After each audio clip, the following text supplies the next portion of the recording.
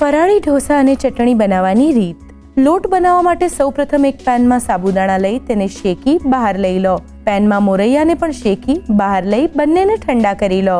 સાબુદાણાને mixer જારમાં લઈ crush કરી તેમાં મોરૈયો ઉમેરી ફરીથી ક્રશ કરી લોટ તૈયાર કરી 1 કપ જેટલો લોટ જારમાં રાખી બાકીનો લોટ કાઢી લો.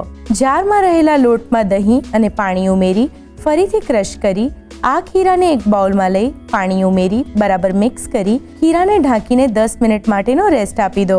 ચટણી બનાવવા માટે એક પેનમાં શેંગદાણા લઈ તેને શેકી ઠંડા કરી લો. મિક્સર જારમાં કોપરું, શેકેલા શેંગદાણા, લીલા મરચાં, સિંધવ મીઠું, ખાંડ અને મીઠો લીમડો ઉમેરી ક્રશ કરી તેમાં દહીં તેમજ પાણી ઉમેરી બરાબર ક્રશ કરી ચટણી તૈયાર કરી બાઉલમાં લઈ લો.